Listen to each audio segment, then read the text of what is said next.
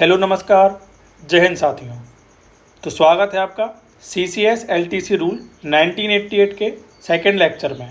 जैसा कि आपको पता है कि हमने इसका लेक्चर फर्स्ट कंप्लीट कर लिया है और आज हमें इसका सेकंड लेक्चर करना है, जिसमें हम इसकी कंप्लीट थ्योरी देखने वाले हैं। और आपको पता है कि हरि सिंह गौर में ग्रुप बी और ग्रुप सी के लिए वैकेंसीज निकली थी, जिसमें आपके 2 पेपर होने हैं। तो दोनों पेपर में आपको डोमेन नॉलेज के अंतर्गत एक्ट्स आने वाले हैं। और आपको एक चीज़ और पता होगा कि LTC, UTC, section officer, assistant, कई सारी पोस्टों के लिए भर्ती निकाली गई हैं। तो आपको सारी भर्तियों के लिए जो अधिनियम है काम आने वाला है। तो आपको इस अधिनियम को हमारे साथ शुरू से लेकर अंत तक देखना है।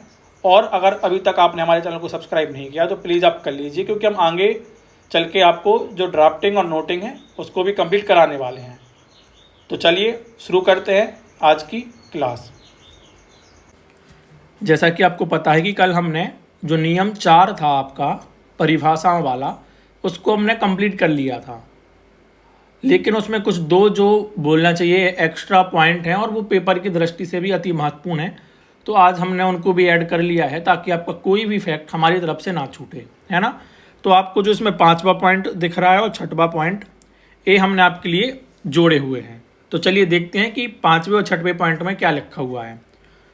5वें पॉइंट में लिखा है, परिवार का वह सदस्य जिसकी सभी स्रोतों से आय केंद्र सरकार द्वारा निर्धारित न्यूनतम पारिवारिक वेतन, न्यूनतम पारिवारिक पेंशन अर्थात 9,000 रुपये प्रति माह और उस पर महंगाई राहत की राशि से अधिक नहीं है, वह पूर्णतः सरकारी कर्मचारी पर आश्रित माना जाएगा। मतलब क्या है, परिवार में कौन शामिल होगा? जिसकी जो पारिवारिक पेंशन है वो 9,000 रुपये पर मंथ से अगर क्या है कम है ना, और उस पर जो महंगाई राहत राशि है उससे अधिक नहीं है, तो क्या माना जाएगा कि वह परिवार पर क्या है, पूर्णतः आश्रित है।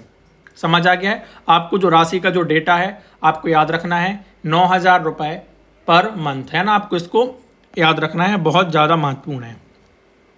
अगला पॉइंट है, पति और पत्नी पर निर्भरता की शर्तें लागू नहीं होंगी। मतलब क्या इसका मतलब है? इसका मतलब यह है कि हमने देखा था कि परिवार में जितने भी लोग होंगे, चाहे आपका लड़का मतलब पुत्र हो, पुत्री हो, है ना, डायवोर्स पुत्री हो या पेरेंट्स हो, जो भी हो, सबकी कंडीशन में हमने देखा था कि सारे किस पर आश्रित होने चाहिए, सरकारी कर्मचारी पर आश्रित होने चाहिए। लेकिन जो आश्रित वाली कंडीशन है यह पति पर और पत्नी पर लागू नहीं होगी। LTC के प्रयोजन के लिए पति और पत्नी एक इकाई हैं, इसलिए निर्भरता की शर्तें लागू नहीं होंगी। मतलब आपको प्रश्न कैसा आ जाएगा? प्रश्न आपको ऐसा बन जाएगा कि निम्न में से कौन सा सदस्य सरकारी कर्मचारी पर क्या नहीं है, निर्भर नहीं है। क्या नहीं है? निर्भर नहीं है। पहला ऑप्शन आ जाएगा आपका पुत्र, दूसरा ऑप्शन दे देगा पुत्री, तीसरा ऑप्शन दे देगा माता पिता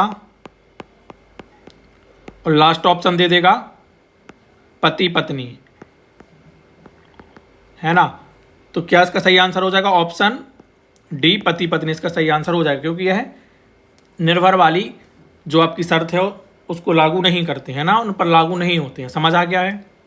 तो आज हमारा जो था नियम 4 फाइनली कंप्लीट हुआ है। अब हमको पढ़ना है नियम 5। तो नियम 5 में क्या है? नियम 5 में जो आपका होम टाउन है उसको चेंज करने संबंधी प्रावधान है कि भैया आप अपना होम टाउन कितने बार चेंज कर सकते हो, कैसे कर सकते हो, क्या कंडीशंस हैं, कौन चेंज करेगा, है ना। तो सारा कुछ हम इसमें देखने वाले हैं। तो आपको बहुत अच्छे से सुनना है, जो भी आपको IMP पॉइंट लगे आपको उसको नोट डाउन भी करना है ना, क्योंकि इसकी PDF मैं रिपीट कर रहा हूँ, इसकी PDF आपको नहीं मिलेगी। PDF आपको सिर्फ जो हमारी MCQ सीरीज़ चल रही है उसकी आपको PDF मिलने वाली है ना। थ्योरी के आपको नोट्स खुद से ही बनाने रहेंगे। तो इसमें लिखा हुआ है, जो गृह नगर एक बार घोषित कर दिया गया हो और नियंत्रण अधिकारी द्वारा स्वीकृत कर लिया गया हो उसे अंतिम माना जाएगा।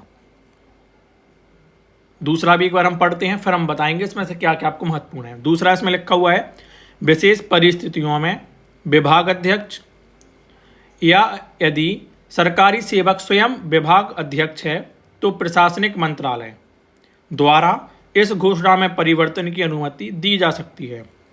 बाशर्ते यह परिवर्तन सरकारी सेवक की सेवा अवधि में केवल एक बार ही किया जा सकता है। देखो, इसमें हमें बहुत महत्वपूर्ण जो बोलना चाहिए फैक्ट मिल चुके हैं, जो आपको एमसीक्यूज में तो अति महत्वपूर्ण है। चलिए तो अब देखते हैं कि कैसे कैसे आपसे प्रश्न बनने वाले, क्योंकि इसमें सारे फैक्ट अति महत्वपूर्ण है ना। तो पहला प्रश्न तो आपसे यह बनेगा कि अगर आपको होम टाउन अपना घोषित कराना है ना, इसमें लिखा है जो गृह नगर एक बार घोषित कर दिया जाए और नियंत्रण अधिकारी द्वारा स्वीकृत कर लिया गया हो उसे अंतिम माना जाएगा। तो पहला क्वेश्चन बनेगा कि होम टाउन का जो डिक्लेयर है उसको कौन करता है, तो उसको नियंत्रण अधिकारी द्वारा किया जाता है। तो होम टाउन को कौन डिक्लेयर करता है आपके, तो नियंत्रण अधिकारी। पहला क्वेश्चन आपको यही बन जाएगा कि निम्न में से कौन होम टाउन को डिक्लेयर करता है, नियंत्रण अधिकारी, विभाग अध्यक्ष, है ना, राज्य सरकार, केंद्र सरकार, है ना। तो ऐसे ऑप्शन बन जाएंगे। तो कौन करता है होम टाउन को डिक्लेयर, पहली बार नियंत्रण अधिकारी, और यह अंतिम भी माना जाएगा। फिर दूसरा क्वेश्चन है, कुछ कंडीशंस ऐसी भी होती हैं कि हमको होम टाउन अपना चेंज कराना होता है। ज़रूरी तो नहीं कि भैया कोई ए सिटी में रह रहा हो तो वो ए सिटी में ही रहे, कुछ ऐसी कंडीशंस आ जाएं कि जिसके कारण उसको अपना मतलब जो होम टाउन है उसको अपना बी सिटी में करना पड़े। तो कैसे होगा, कौन करेगा, तो कौन करेगा, विभाग अध्यक्ष करेगा। कौन करेगा, विभाग अध्यक्ष करेगा। अगर विभाग अध्यक्ष स्वयं सरकारी सेवक है, मतलब क्या है इसका कि जो जैसे एग्जाम्पल मान लो कि कोई पी नाम का कोई पर्सन है और वो खुद क्या है, विभाग अध्यक्ष के पद पर नियुक्त है और उसको अपना होम टाउन बी सिटी में करना है ना, चेंज करवाना है। तो इसमें कौन करेगा, फिर इसमें जो प्रशासनिक मंत्रालय होता है वो करेगा चेंज। समझ आ गया है क्या बोला मैंने। अगर नॉर्मल कोई एम्प्लॉय है तो उसका कौन चेंज, मतलब विशेष परिस्थितियों में कौन चेंज करेगा, विभाग अध्यक्ष करेगा। लेकिन यदि विभाग अध्यक्ष का स्वयं का होम टाउन चेंज होना है तो कौन करेगा, प्रशासनिक मंत्रालय करेगा। इतना समझ आ गया है। तीसरा बहुत महत्वपूर्ण प्रश्न बनेगा कि कितनी बार आप होम टाउन को चेंज करवा सकते हो, तो केवल एक बार। कितने बार, केवल एक बार। तो हमने इसमें 3 फैक्ट देखे हैं, तीनों के 3 जो फैक्ट हैं अति महत्वपूर्ण हैं। समझ आ गया है। चलिए अब हम इसमें आगे भी और कई कंडीशंस हैं उनको देखते हैं। तो इसमें लिखा हुआ है भारत सरकार के निर्णय। अब देखिए पहला इसमें है, समय समय पर इस बारे में पूछताछ की जाती रही है कि वास्तव में गृह नगर का निर्धारण कैसे किया जाना चाहिए। इस मंत्रालय के 11 अक्टूबर 1956 के कार्यालय ज्ञापन के पैरा 1.4 में निर्धारित संपत्ति के स्वामित्व और रिश्तेदारों के स्थायी निवास की शर्तें केवल उदाहरणात्मक हैं और किसी के गृह नगर का निर्धारण करने के लिए संपूर्ण नहीं है। यह निर्धारित करने के लिए क्या सरकारी कर्मचारी द्वारा घोषित स्थान को उसके गृह नगर के रूप में स्वीकार किया जा सकता है या नहीं। सही परीक्षण यह जांचना है कि क्या यह वह स्थान है जहां सरकारी कर्मचारी सामान्य रूप से रहता था, लेकिन सरकार के अधीन सेवा के लिए ऐसे स्थान से उसकी अनुपस्थिति थी।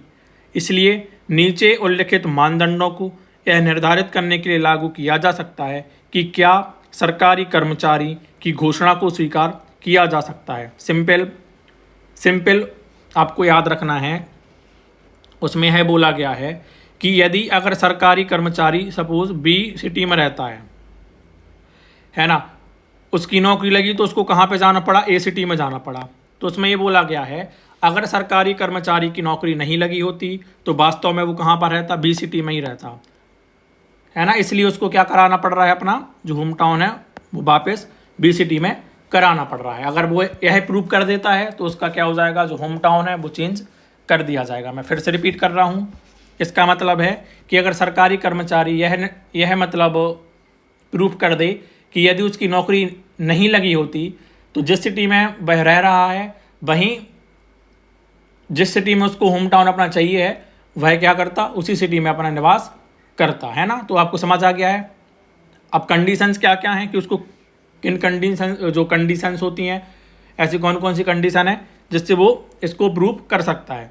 तो मेनली आपको इसमें 4 कंडीशन दी हुई हैं। अगर आप इन 4 में से कोई एक को भी अगर आप फुलफिल कर देते हो तो आपका मान्य हो जाएगा, है ना। जरूरी नहीं कि आपको चारों चाहिए हैं, ये चारों नहीं चाहिए हैं, चारों में से सिर्फ आपको एक चाहिए है। लेकिन ऐसा नहीं कि आपको फोर्थ वाली आपने पहले कर ली, नहीं, लाइन से अगर आपकी पहली मान्य नहीं हो रही है तो दूसरी पे देखा जाएगा, दूसरी अगर मान्य नहीं हो रही है तो तीसरी पर, और तीसरी मान्य नहीं होगी तो चौथी पर। ऐसा नहीं कि आप डायरेक्ट थर्ड वाली कंडीशन पर आ जाओ, ऐसा नहीं चलेगा, क्रम से ही आपको आना पड़ेगा। तो पहली कंडीशन इसमें क्या लिखी हुई है, पहली कंडीशन इसमें लिखी हुई है, क्या सरकारी कर्मचारी द्वारा घोषित स्थान वह है जहां उसे विभिन्न घरेलू और सामाजिक दायित्व के निर्वहन के लिए समय समय पर शारीरिक रूप से उपस्थित होना पड़ता है। यदि हाँ, तो क्या सेवा में प्रवेश के बाद सरकारी कर्मचारी उस स्थान पर अक्सर जाता रहता है। कैसे समझ आया है, देखो मैं बता रहा हूँ। सपोज सरकारी सेवक ए सिटी में नौकरी करता है, लेकिन वो अक्सर बी सिटी में क्या करता रहता है, अप डाउन, मतलब एलटीसी को लेके जाता रहता है ना। जहाँ पर क्या होते हैं, सामाजिक दायित्व, है ना, घरेलू दायित्व, मतलब फैमिली हो, वहाँ पर कोई फंक्शंस हो, है ना, कुछ भी, तो उसको हर मतलब अक्सर वो जाता रहता है। और ऐसे प्रोग्राम नहीं कि मतलब उसमें चल जाएगा ऐसे कि चला जाएगा तो ठीक है, नहीं गया तो ठीक है, नहीं, ऐसा नहीं चलेगा। उसको फिजिकली वहाँ पर क्या करना पड़ेगा, प्रोग्राम को अटेंड करना पड़ेगा, है ना, या फिर उसको फिजिकली वहाँ पर अपनी उपस्थिति दर्ज करानी पड़ेगी, तब माना जाएगा कि हाँ भैया आपका होम टाउन है जो वो चेंज हो जाएगा। समझ आ गया है पहली कंडीशन क्या है। दूसरी कंडीशन बोल रहा है वो, क्या सरकारी कर्मचारी के पास उस स्थान पर आवासीय संपत्ति है, या क्या वह उस संयुक्त परिवार का सदस्य है जिसके पास ऐसी संपत्ति है। मतलब क्या है, पहली चीज़ तो है कि बी सी टीम उसकी क्या होनी चाहिए, खुद की प्रॉपर्टी होनी चाहिए, स्वयं की। अगर स्वयं की उसके पास नहीं है तो उसका परिवार तो देखो होगा, वहाँ पे परिवार की कोई प्रॉपर्टी होगी, है ना। तो अगर परिवार की कोई प्रॉपर्टी है तो भी मान्य हो जाएगा, है ना। तो दूसरी कंडीशन आपको समझ आ गई कि दूसरी कंडीशन क्या होनी चाहिए। अगर पहली कंडीशन नहीं हो रही है फिलअप, है ना, तो सेकंड कंडीशन मानी जाएगी, ठीक है। चलो, अगर सेकंड कंडीशन भी नहीं है उसके पास तो थर्ड कंडीशन देखते हैं क्या है। थर्ड कंडीशन है, क्या उसके निकट संबंधी उस स्थान पर निवास करते हैं। मतलब बी सी टी में उसके क्या होने चाहिए, रिश्तेदार होने चाहिए, एकदम सगे निकट के होने चाहिए। अगर वो हैं तो मान्य हो जाएगा। अगर सगे संबंधी, निकट संबंधी भी नहीं है तो एक लास्ट ऑप्शन उसके पास एक और होता है, कौन सा है, क्या सरकारी सेवा में प्रवेश से पूर्व सरकारी कर्मचारी कुछ वर्षों से वहाँ रह रहा था। मतलब बी सी टी में उसका क्या है, सॉरी ए सी टी में उसका क्या है, जहाँ पर वो काम करता है, हेड क्वार्टर आप इसको मान लीजिए, है ना। तो उसको बी सी टी में उसको क्या कराना है, ट्रांसफ़र कराना है। तो कब होगा, जब वह वी सी टी में कुछ वर्षों से क्या कर रहा हो, रह रहा हो। लेकिन कब से, नौकरी करने से पहले, मतलब सरकारी सेवा में आने से पहले वह बी सी टी में कुछ वर्षों से क्या कर रहा हो, निवास कर रहा हो। इन चारों में से अगर कोई एक भी कंडीशन अगर फिलअप हो जाती है तो उसका जो होम टाउन है वो विभागाध्यक्ष द्वारा या प्रशासनिक मंत्रालय द्वारा चेंज कर दिया जाएगा। और कितने बार किया जाएगा, केवल एक बार चेंज होगा। समझ आ गया है। देखो अब इसमें नोट लिखा हुआ है, नोट में क्या है, नोट लिखा है, इन मानदंडों को एक बार के बाद केवल एक उन मामलों में लागू करने की आवश्यकता है जहां तत्काल पूर्ववर्ती मानदंड संतुष्ट नहीं है। मतलब क्या है, वही कि आपको 4 मानदंड दिए हैं, अगर पहला फिलअप नहीं होता है तो भैया दूसरे पे आएंगे, दूसरा नहीं हो रहा है तो तीसरे पे आएंगे, तीसरा नहीं हो रहा है तो भैया चौथे पर आ जाएंगे। तो ऐसे आपको करना है। समझ आ गया है।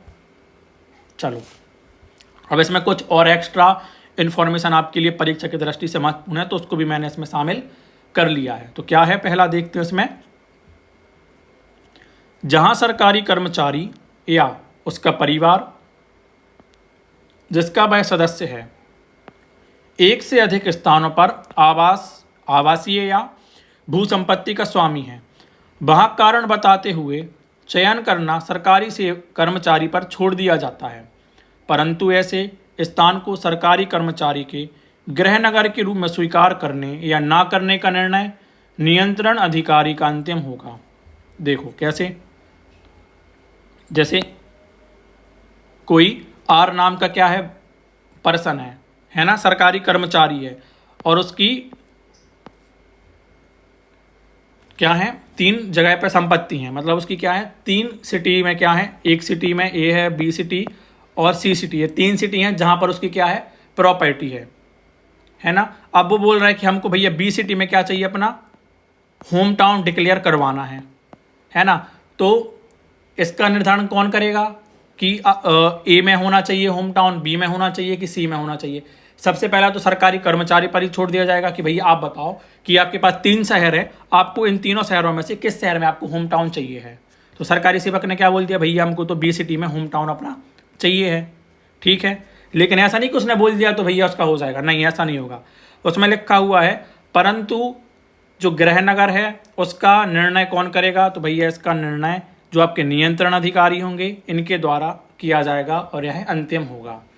समझ आ गया है। चलिए अगला देखते हैं इसमें क्या लिखा हुआ है। जहां किसी विशेष स्थान पर निकट संबंधियों की उपस्थिति गृहनगर की घोषणा की स्वीकृति के लिए निर्णायक मानदंड हो, वहां निकट संबंधियों की उपस्थिति कामोबेश स्थायी प्रकृति की होनी चाहिए। मतलब क्या है, हमने ऊपर क्या देखा था, कंडीशन में देखो, हमने यहाँ पर देखा था तीसरी कंडीशन में कि क्या उसके निकट संबंधी उस स्थान पर निवास करते हों, देखा था।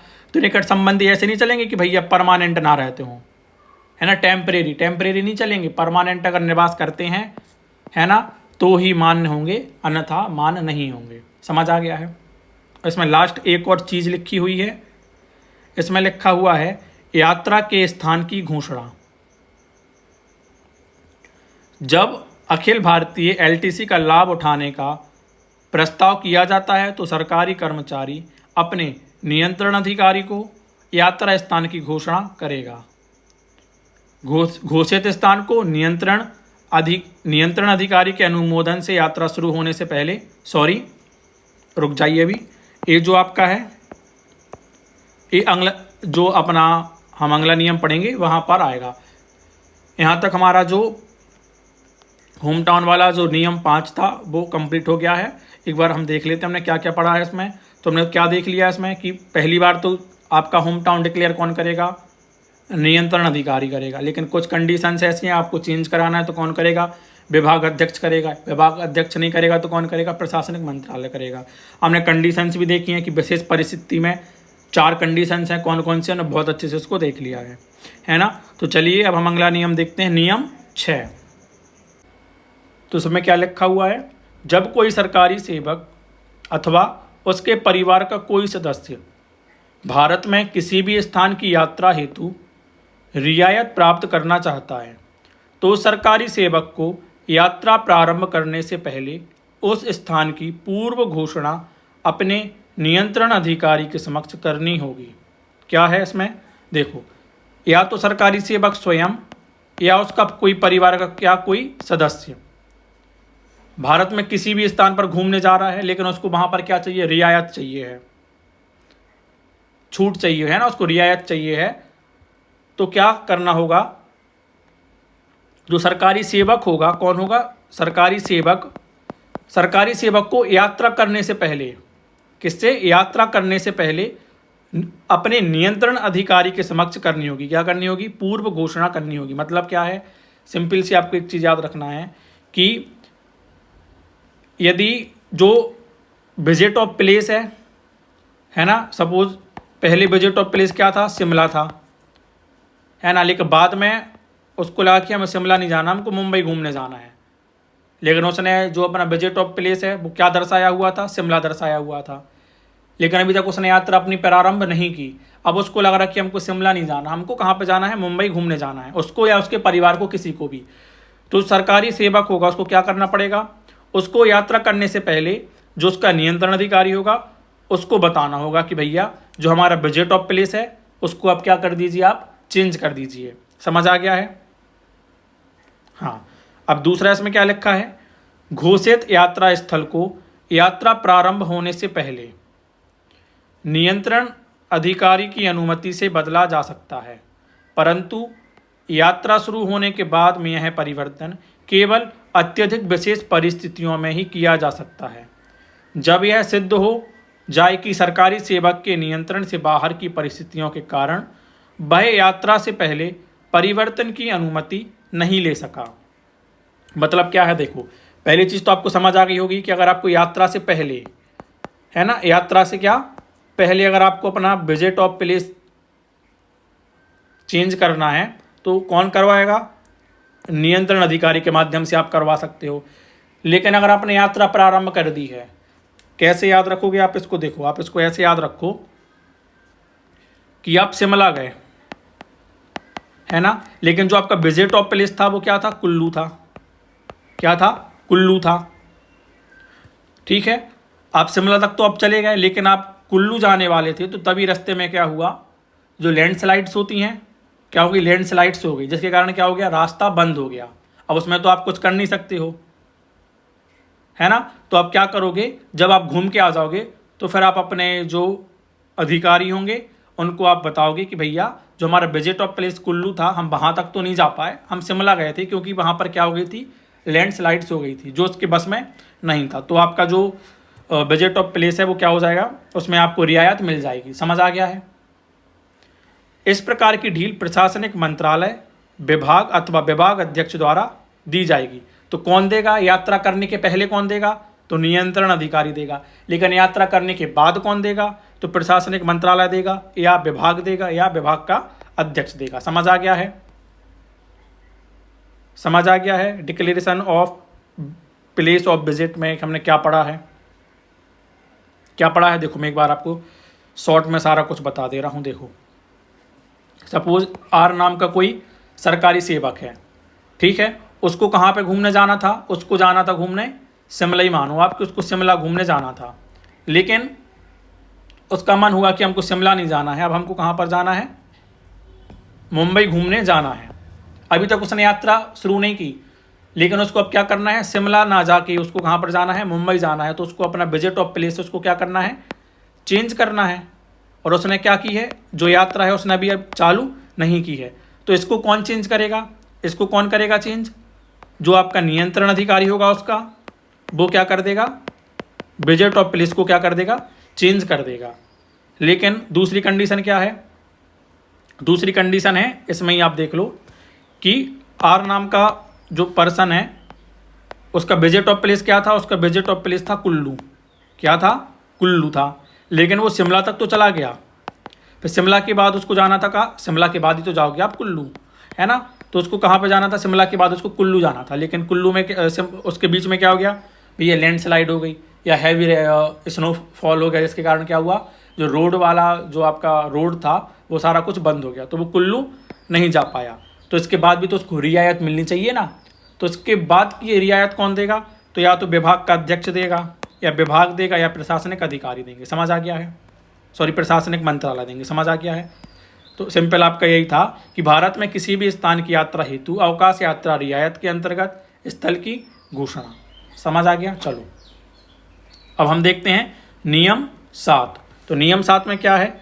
छुट्टी यात्रा रियायत की स्वीकार्यता, है ना। अब देखो इसमें पहली कंडीशन क्या है? इसमें पहली कंडीशन है एलटीसी का लाभ किसी भी अवकाश अवधि के दौरान लिया जा सकता है, जिसमें आकस्मिक अवकाश और विशेष आकस्मिक अवकाश भी शामिल है, लेकिन बिना कोई अवकाश लिए सप्तांत की छुट्टी के दौरान इसका लाभ नहीं लिया जा सकता। देखो इसमें आपके 4 क्वेश्चंस बन जाएंगे। पहला तो आपसे पूछ लेगा कि अगर आपको छुट्टी लेना है, एलटीसी लेना है, तो आप कब कब ले सकते हो? एक तो आप आकस्मिक अवकाश के टाइम पर आप ले सकते हो एलटीसी, दूसरा आप विशेष आकस्मिक अवकाश के टाइम पर भी एलटीसी ले सकते हो, तीसरा आप जो वीकेंड होता है ना, सैटरडे संडे, अगर उस टाइम अगर आप छुट्टी ले रहे हो कि आप सोचो कि भैया हम वीकेंड सैटरडे संडे घूमने चले जाते हैं, हमको इसमें लीव नहीं लगाएंगे, तो आपको जो एलटीसी है वो आपको नहीं मिलेगी, है ना। तो आपको इसको विशेष रूप से याद रखना है कि सप्तांश की छुट्टी के दौरान आप एलटीसी का लाभ नहीं ले सकते हो। बहुत महत्वपूर्ण है। तो आपको जो हमने पहला पॉइंट पढ़ा है उसमें आपको तीनों जो फैक्ट हैं वो याद रखने हैं। फिर दूसरा इसमें लिखा हुआ है यात्रा की श्रेणी। इसका मतलब क्या है? सरकारी कर्मचारी और उसका परिवार जिस श्रेणी का हकदार होगा वह वह श्रेणी होगी जिसमें वह यात्रा के समय शामिल होता है। मतलब उसको अपने एंटाइटल्ड जो क्लास है उसमें ही उसको क्या करना है, ट्रैवल करना है। यदि वो एयर के लिए एंटाइटल है तो उसमें ट्रैवल करेगा, यदि वो ट्रेन के लिए एंटाइटल है तो वो ट्रेन में करेगा ना, जिसके लिए वो जिस क्लास में वो एंटाइटल है उसमें वो ट्रैवल करेगा, चाहे वह हो चाहे उसका क्या हो, परिवार का कोई भी सदस्य हो। समझ आ गया है। जो आपका नियम 7 है बहुत ज़्यादा बड़ा है, लेकिन हम इसको पूरा नहीं पढ़ेंगे, हम इसमें सिर्फ वो चीज़ देखेंगे जो आपको परीक्षा की दृष्टि से अति महत्वपूर्ण है। समझ आ गया है। तो आपको अब देखना है स्पेशल केस। स्पेशल केस में आपको 2 मिलेंगे जो बहुत ही ज़्यादा महत्वपूर्ण है। तो उसमें पहला स्पेशल केस क्या होगा, केवल बाहरी यात्रा की प्रतिपूर्ति। इसको आप इंग्लिश में क्या बोलोगे, reimbursement of outward journey only. समझ आ गया है। मतलब क्या है, केवल बाहरी यात्रा की प्रतिपूर्ति। बाहरी यात्रा का मतलब क्या है कि सिर्फ आपके जाने का है ना, सिर्फ जाने के लिए आपको क्या मिलेगा, रिम्बर्समेंट मिलेगा। अब देखते इसमें क्या है, आश्रित पुत्र पुत्री को गृहनगर जाने के बाद रोजगार मिल जाता है या विवाह हो जाता है। परिवार बिना लौटने के इरादे के गृहनगर की यात्रा करता है, बाशर्ते कि सरकारी कर्मचारी लिखित रूप में वापसी यात्रा के लिए रियायत छोड़ दे यदि वह बाद में की जाती है। देखो सिंपल आपको याद रखना है कि सरकारी कर्मचारी है ए, वो अपने पूरे परिवार के साथ बी सिटी में गया, ए सिटी से बी सिटी में गया वो। अब उसका जो पुत्र था या पुत्री था उसको क्या मिल गया, रोजगार मिल गया या उसकी शादी हो गई, तो अब तो वो वहीं पर रहेंगे। अब उनको तो मिलेगा नहीं, क्योंकि क्यों नहीं मिलेगा, क्योंकि हमने क्या पढ़ा था, आश्रित, अगर आश्रित डिपेंड नहीं है, मैंने क्या बताया था आपको, अगर फुली डिपेंड है मतलब पूर्णतः अगर आश्रित होंगे किस पर, सरकारी सेवक पर, तो उनको परिवार में शामिल किया जाएगा। अगर वो पूर्णतः आश्रित नहीं है तो शामिल नहीं किया जाएगा। तो वही कंडीशन हुई ना कि इसका अगर पुत्र के साथ वो बी सिटी में जाता है और वहाँ पर उसको कोई नौकरी मिल जाती है या फिर उसकी शादी हो जाती है, तो भैया वो तो परिवार का जो क्राइटेरिया था उससे बाहर हो गया। तो इसका तो सिर्फ अकेले क्या, जाने अकेले का रिम्बर्समेंट हुआ ना। LTC से ने सिर्फ किसके लिए ली, सिर्फ जाने के लिए ली, है ना। एक इसमें दूसरी कंडीशन और है कि भैया वो परिवार के साथ बी सिटी में गया और भैया परिवार को तो अब आना ही नहीं, वहाँ पर रुकना ही है उसको, तो भी जो परिवार की जो LTC होगी वो क्या होगी, सिर्फ जाने वाली LTC होगी। तो यही बोलना चाहता है वो कि केवल बाहरी यात्रा की प्रतिपूर्ति, मतलब सिर्फ जाने के लिए उसने क्या लिया है, LTC लिया है, और किन किन कंडीशन में आप सिर्फ जाने के लिए LTC ले सकते हो इसको भी इसमें बताया गया है। फिर दूसरा है इसमें केवल वापसी यात्रा की प्रतिपूर्ति, मतलब reimbursement of return journey only, मतलब सिर्फ वापस आने के लिए आपने क्या लिया है, LTC ली हुई है। अभी हमने सिर्फ जाने के लिए देखी थी कि सिर्फ जाने के लिए ली है, अब हम देखेंगे क्या कि सिर्फ आने के लिए आप LTC किन किन परिस्थितियों में आप ले सकते हो। तो क्या क्या परिस्थिति होंगी, गृहनगर से मुख्यालय आने वाली नवविवाहित पत्नी, गृहनगर से माता पिता के साथ लौटने वाला आश्रित पुत्र पुत्री जहां वह पढ़ाई कर रहा था या दादा दादी के साथ रह रहा था आदि। ऐसा बच्चा जो 5 या 12 वर्ष से कम आयु का था लेकिन वापसी यात्रा के समय 5 या 12 वर्ष का हो गया। ऐसा बच्चा जिसे गृहनगर में रहते हुए सरकारी कर्मचारी ने कानूनी रूप से गोद लिया। देखो इसमें बहुत सारी कंडीशन है। एक तो क्या है, इसको भी अपन डायग्राम से देखेंगे, मैं थोड़ा जूम कर ले रहा जिससे देखो, ए सिटी है बी सिटी है, सरकारी कर्मचारी ए सिटी से बी सिटी में गया, इसकी यहाँ पे क्या हो गई भैया, शादी हो गई। शादी हो जाएगी तो पत्नी को भी तो परिवार की परिभाषा में शामिल किया था, है ना। तो पत्नी तो उसको कहाँ मिली, बी सिटी में मिली। अब बी सिटी से उसको वापस आना कहाँ पर, अपने हेडक्वार्टर पर, तो इसकी सिर्फ अकेली आने के लिए LTC लेगा वो पत्नी की, क्योंकि पत्नी तो उसको कहाँ मिली, बी सिटी में मिली। इतना समझ आ गया है। हाँ, फिर दूसरा इसमें क्या बोला है, गृहनगर से माता पिता के साथ लौटने वाला आश्रित पुत्र पुत्री। कैसा कि ऐसा हो सकता है कि भैया वो दादा दादी के साथ बी सिटी में उसके बच्चे रह रहे हों, अब वो क्या करना चाहता है कि भैया वो अपने पापा के साथ या मम्मी के साथ कहाँ पर आना चाहता है, हेडक्वार्टर आना चाहता है, तो उसके सिर्फ अकेली आने के लिए LTC लेनी पड़ेगी। तीसरा इसमें क्या है, तीसरा इसमें यह है कि जो सरकारी सेवक का जो बच्चा था वो क्या था, 5 या 12 वर्ष से कम आयु का था। कितने का था, 5 साल से कम का या 12 साल से कम का था। कब था? जब वह कहाँ पर था? हेड क्वार्टर में था। लेकिन जब वह कहाँ पर आया? बी सिटी में आया, तो उसका बच्चा क्या हो गया? 5 साल से ज़्यादा का हो गया या 12 साल से ज़्यादा का हो गया, तो भैया फिर उसकी भी क्या लगेगी? LTC लगेगी, क्योंकि उसका भी किराया लगेगा। 5 साल से ज़्यादा बच्चे का हाफ टिकट लगता है और 12 से ज़्यादा का क्या लगता है? फुल टिकट लगता है, तो उसके लिए भी उसको LTC लेनी पड़ेगी। तो यही बोलना चाह रहा है वो कि ये सब है। और इसमें एक कंडीशन और दी हुई है कि सरकारी कर्मचारी BCT गया और वहाँ पर उसने क्या कर लिया? बच्चे को गोद ले लिया। तो अगर उसने बच्चे को गोद लिया है तो उस गोद लिए हुए बच्चे के लिए भी तो उसको LTC लेनी पड़ेगी, तो उसकी भी LTC सिर्फ वापसी यात्रा के लिए की जाएगी। तो समझ आ गया कि किन किन कंडीशनों में वो सिर्फ जाने के लिए और सिर्फ आने के लिए LTC को ले सकता है। बताइए, समझ आ गया है क्या? अगर आपको नहीं आ रहा है समझ में तो कोई दिक्कत नहीं है, फिर से वीडियो देख लेना। फिर भी नहीं आ रहा है तो इसके 1 या 2 दिन में ही हम इसके MCQs भी शुरू करेंगे, जिससे आपको पता लग जाएगा कि कैसे प्रश्न आने वाले हैं, है ना। और एक चीज़ और मैं आपको बता दूं, अगर अभी तक आपने CCS कंडक्ट रूल 1964 को नहीं देखा है तो आप उसको देख लीजिए। उसकी हमने थ्योरी क्लास भी करा दी है, MCQs क्लास भी करा दी है, तो आप उसको ज़रूर देख लीजिए। बहुत महत्वपूर्ण क्लास है, आपको डायरेक्ट सिलेबस में मेंशन किया हुआ है वो एक्ट। चलिए हम इसमें अगली कंडीशन देखते हैं क्या है। स्थानांतरण, टूर, TA के साथ LTC का संयोजन।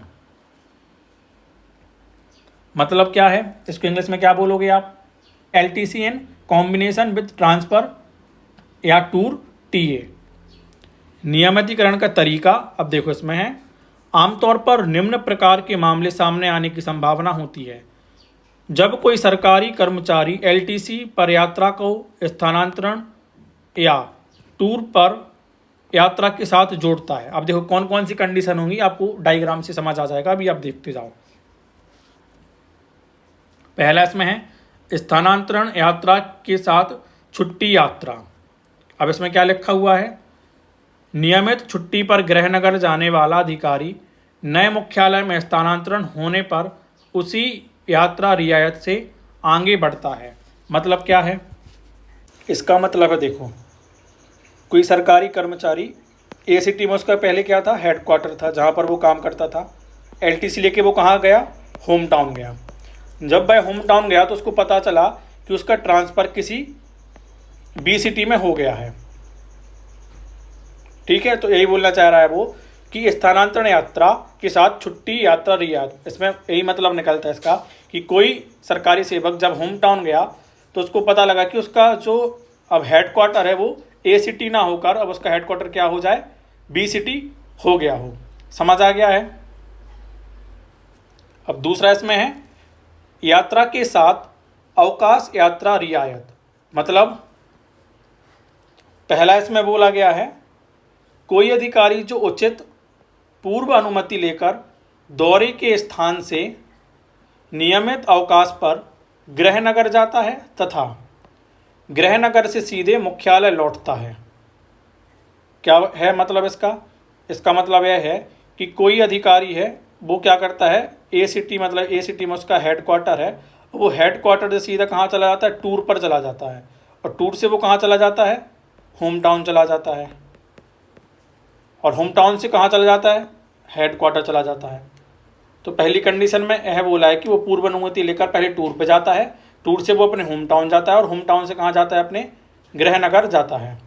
और दूसरी कंडीशन क्या है कि कोई अधिकारी उचित पूर्व अनुमति लेकर गृहनगर से दौरे के लिए प्रस्थान करता है और वहाँ से मुख्यालय लौटता है। मतलब ACT में उसका हेड क्वार्टर है, हेड क्वार्टर से पहले वो कहाँ जाएगा? होम टाउन जाएगा, होम टाउन से वो कहाँ जाएगा? टूर पर जाएगा और टूर से वो सीधा कहाँ चला जाएगा?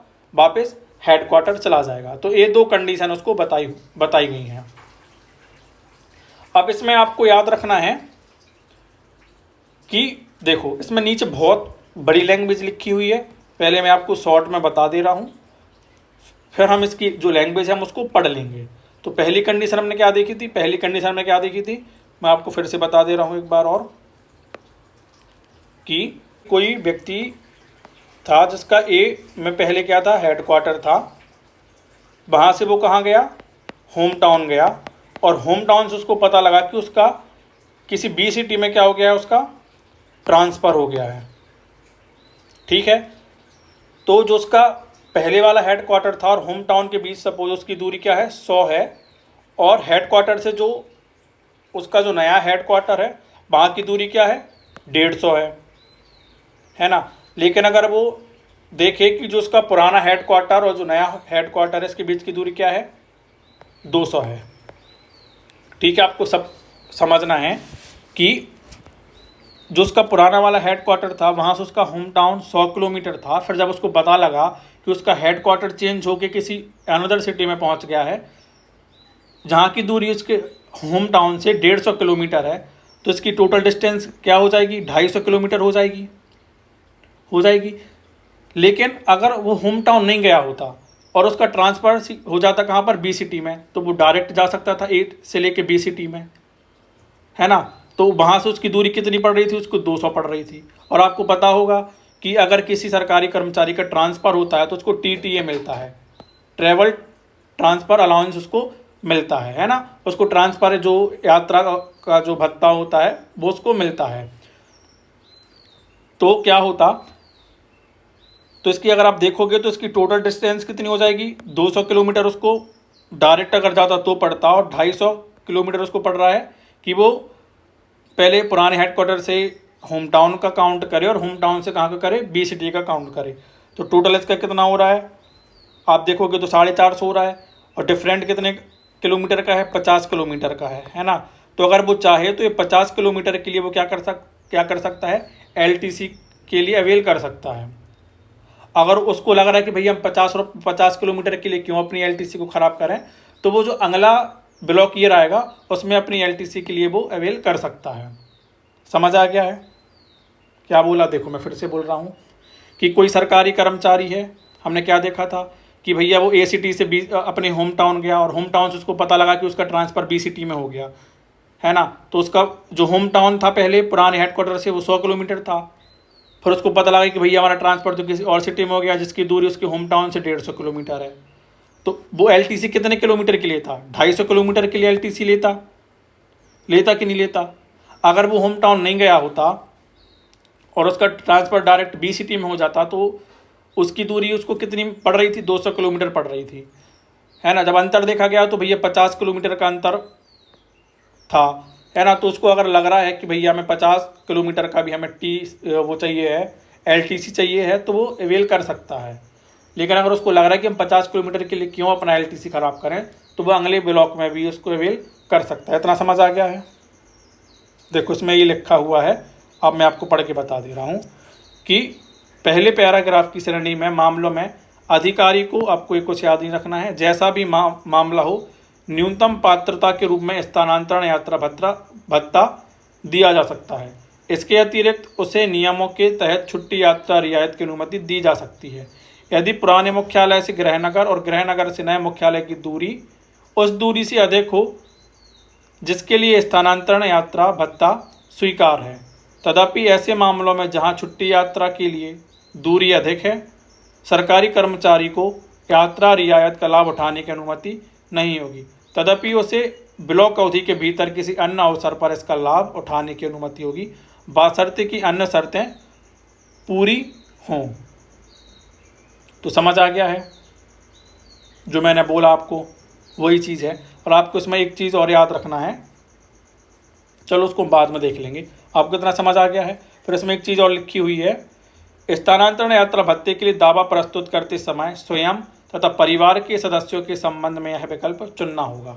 मतलब वो खुद के लिए भी जो TTA है वो ले सकता है या परिवार के सदस्यों के संबंध में वो TTA को ले सकता है।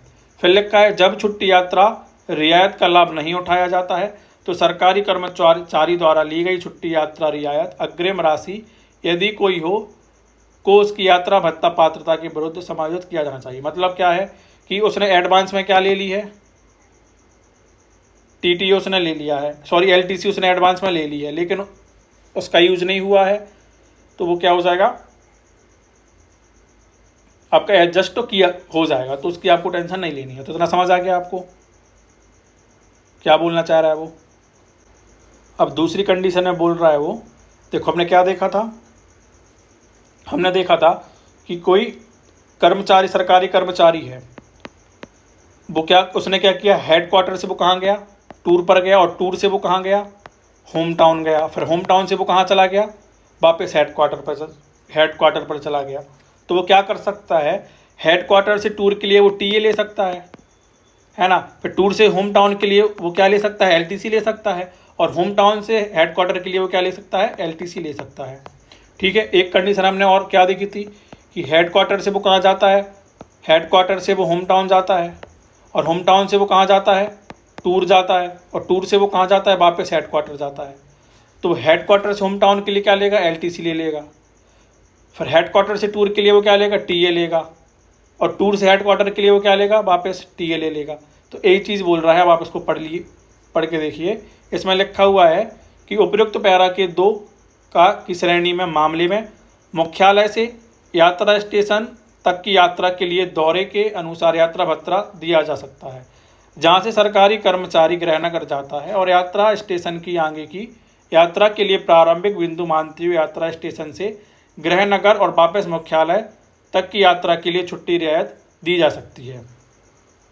और दूसरे में क्या है, इसमें दूसरे में है नियमों के अंतर्गत स्वीकृत छुट्टी यात्रा रियायत मुख्यालय से गृहनगर तक दी जा सकती है, तथा गृहनगर से यात्रा स्टेशन तक वापस मुख्यालय की यात्रा के लिए यात्रा भत्ते के रूप में दिया जा सकता है। तो आपको लैंग्वेज बहुत कंफ्यूज कर देगी। आपको समझ आ गया कि क्या था, आपको लैंग्वेज नहीं आई समझ में तो कोई दिक्कत नहीं है, मैंने आपको डायग्राम से बता दिया है, तो आप इससे भी आप इसको आराम से समझ सकते हो। चलिए मंगला देखते हैं अब क्या है इसमें। तो इसमें लिखा हुआ है अखिल भारतीय एलटीसी के साथ स्थानांतरण टूर टीए नियमन का तरीका। हमने पहले क्या देखा था, जो होम टाउन के लिए हम एलटीसी ले रहे थे उसके साथ हमने ट्रांसफ़र और टूर के लिए टीए देखा था, है ना। अब हम क्या देखेंगे, ऑल इंडिया एलटीसी के साथ ट्रांसफ़र और टीए। तो आपको प्रश्न आएगा कि आपको ट्रांसफ़र और टूर के लिए टीए आप ले सकते हो होम टाउन एलटीसी में, ऑल इंडिया एलटीसी में, कि इनमें से कोई नहीं, कि दोनों। तो क्या आ जाएगा आपका इसमें, दोनों आंसर आ जाएगा। तो इसको भी हम डायग्राम से देखते हैं कि सपोज उसका हेड क्वार्टर से वो कहाँ जाता है, हेड क्वार्टर से वो टूर पर जाता है, और टूर से वो कहाँ जाता है, ऑल इंडिया एलटीसी ले लेता है वो, और फिर वापस वो कहाँ चला जाता है, हेड क्वार्टर चला जाता है। तो वो हेड क्वार्टर से टूर के लिए क्या लेगा, टीए लेगा टीए। फिर टूर से ऑल इंडिया एलटीसी के लिए क्या ले लेगा, वो एलटीसी ले लेगा। फिर ऑल इंडिया एलटीसी से वो हेड क्वार्टर के लिए क्या वापस ले लेगा, एलटीसी ले लेगा। तो वो यही बोलना चाहता है। बाकी फिर आप पूरा इसको पढ़ लेना, थ्योरी को, आपको समझ आ जाएगा। फिर अगला इसमें लिखा हुआ है, यह आपको बहुत महत्वपूर्ण है, अध्ययन अवकाश पर रहने वाले केंद्रीय कर्मचारी को एलटीसी अध्ययन अवकाश पर रहने वाले केंद्रीय सरकारी कर्मचारी को अवकाश यात्रा रियायत स्वीकार है। मतलब आपको स्टडी लीव पर भी आप क्या ले सकते हो, एलटीसी ले सकते हो। आपको पहली चीज़ तो आपको इसको याद रखना है। अब ऐसे कौन कौन से मामले होंगे जिस पर आप स्टडी लीव पर एलटीसी ले सकते हो। तो पहला तो है स्वयं के लिए, अगर आप खुद स्टडी कर रहे हो तो आप स्टडी लीव के लिए एलटीसी ले सकते हो। इसमें क्या कंडीशन है, सरकारी कर्मचारी अध्ययन अवकाश के स्थान से भारत या गृहनगर में किसी भी स्थान तक एलटीसी का लाभ उठा सकते हैं, बशर्ते कि किराए की प्रतिपूर्ति उनके मुख्यालय स्टेशन से भारत गृहनगर में किसी भी स्थान के बीच यात्रा के लिए स्वीकार किराए या वास्तविक व्यय जो भी कम हो तक सीमित होनी चाहिए। मतलब क्या है, तो इसको हम एक डायग्राम से देखते हैं कि आपको सपोज़ कोई सरकारी कर्मचारी क्या करता है, अपने हेड क्वार्टर से किसी बी सिटी में स्टडी लीव लेता है, के लिए क्या लेता है, स्टडी लीव लेता है। फिर स्टडी लीव लेने के बाद वो क्या करता है, या तो अपने होम टाउन चला जाता है या ऑल इंडिया एलटीसी ले लेता है। ठीक है, ऐसा करता है। तो अब इसमें प्रश्न बनता है कि उसको जो रिम्बर्समेंट है वो कैसा मिलेगा। तो एक तो देखो, दो कंडीशन हो सकती हैं, या तो उसको हेड क्वार्टर से जो उसने स्टडी लीव लिया है वहाँ के लिए मिल जाए, या फिर डायरेक्ट उसको हेड क्वार्टर से जो उसका होम टाउन था उसके लिए उसको रिम्बर्समेंट किया जाएगा। लेकिन उसमें से भी जो कम होगा उसके लिए मिलेगा। कैसे, जैसे यदि जहाँ से उसने स्टडी लीव ली थी और जो उसका होम टाउन या ऑल इंडिया जो उसने एलटीसी ले रखी थी उसकी दूरी 400 किलोमीटर है, और हेडक्वार्टर से जो होम टाउन या जहाँ पर वो घूमने गया, विजिट ऑफ प्लेस के लिए जहाँ पर वो गया है, हेडक्वार्टर से उसकी दूरी कितनी है, 100 किलोमीटर है। तो उसको जो प्रतिपूर्ति जो रिम्बर्समेंट किया जाएगा वो किसके लिए किया जाएगा, 100 किलोमीटर के लिए किया जाएगा। अगर इसी जगह 400 ना होकर यह 50 किलोमीटर होता तो किसके लिए किया जाता, इस 50 किलोमीटर के लिए उसको क्या किया जाता, रिम्बर्समेंट किया जाता। तो जो वास्तविक है और जो भी कम होगा उसके लिए उसको क्या मिलेगी भैया, प्रतिपूर्ति मिलेगी। और सेम जो हमने स्वयं कर्मचारी के लिए पढ़ा है, यह सेम जो कंडीशंस हैं वो परिवार के सदस्यों पर भी क्या होगी, लागू होगी। तो समझ आ गया है आपको। चलो अब इसमें है निलंबित अधिकारियों को एलटीसी, मतलब जो आपके सस्पेंड ऑफिसर्स हैं उनके लिए एलटीसी के लिए क्या रूल हैं।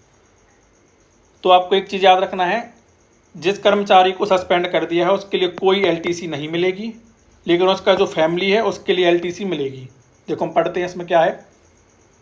एक सवाल उठाया गया कि निलंबन अवधि के दौरान एलटीसी स्वीकार्य है।